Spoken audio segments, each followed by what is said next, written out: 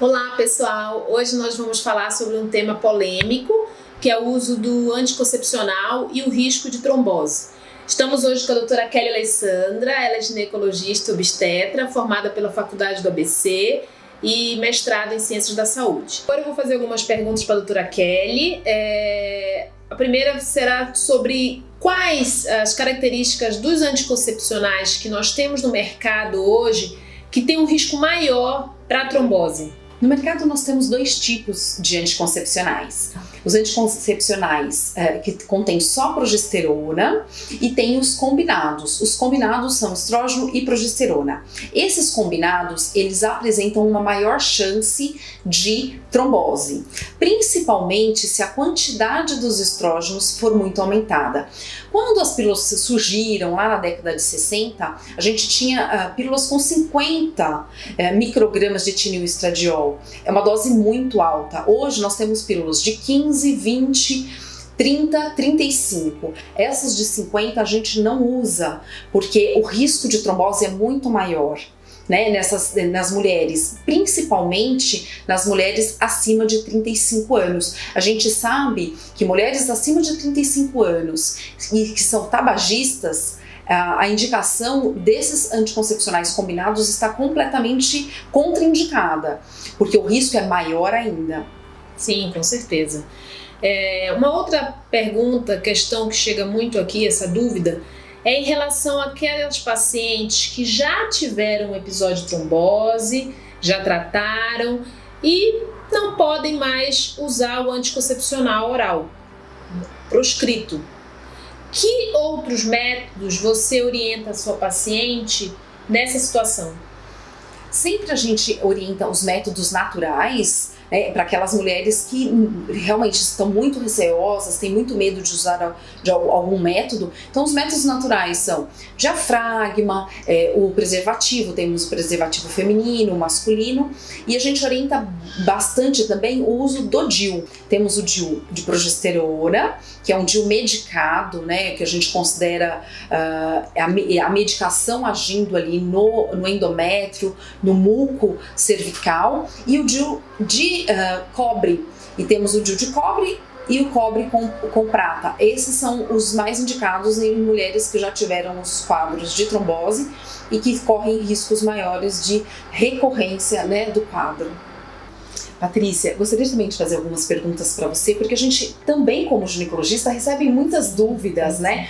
E o que as mulheres perguntam muito, qual a diferença da trombose venosa, arterial, como que ela se manifesta, a doença se manifesta?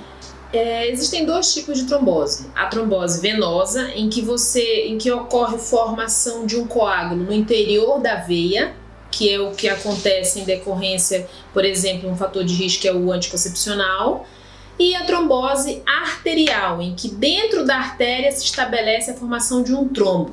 Na trombose venosa existem vários fatores de risco que podem levar, como obesidade, uso de anticoncepcional, uma cirurgia prolongada ou um histórico já de trombose pregressa.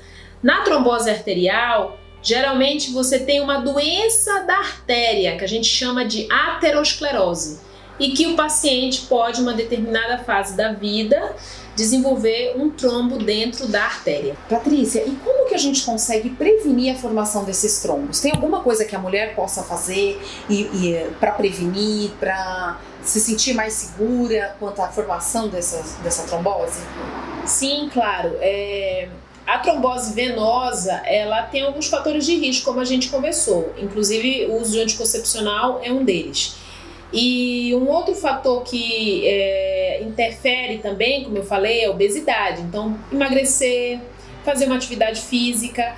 O uso da meia elástica é extremamente importante para quem fica muito tempo em pé, para quem já teve uma história de trombose pregressa. Quem vai fazer um voo longo, prolongado, é importante usar meia elástica. Quem tem varizes também é um outro fator de risco para a trombose.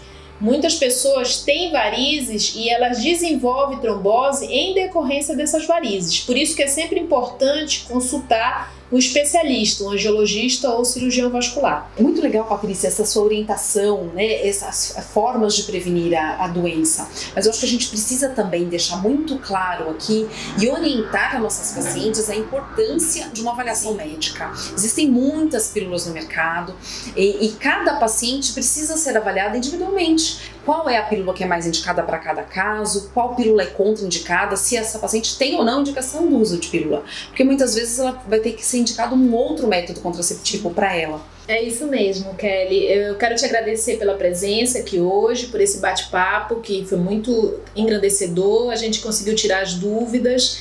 E se vocês tiverem mais dúvidas, mandem nos comentários, nos enviem essas dúvidas e até breve. Obrigada, Patrícia, foi um prazer e eu acho que esse tema é muito importante e a gente precisa realmente conversar e discutir para minimizar as chances aí das tromboses em quem tem como ser evitado. Obrigada!